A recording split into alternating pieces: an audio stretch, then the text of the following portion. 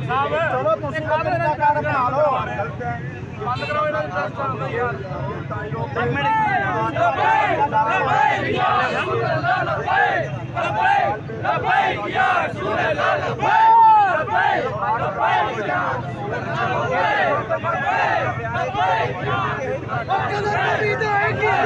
दुनियादार कमीने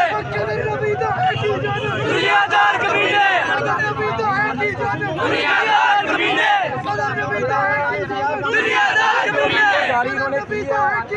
दुनियादार कमीने ये जबरदस्ती है ये फेक है दुनियादार कमीने ये दुकानें दुनियादार कमीने ये कोई जबरदस्ती दुकानें बंद नहीं है दुनियादार कमीने अब ये कह रहे हैं दुनियादार कमीने ये फेक है और ये दुनियादार दुनियादार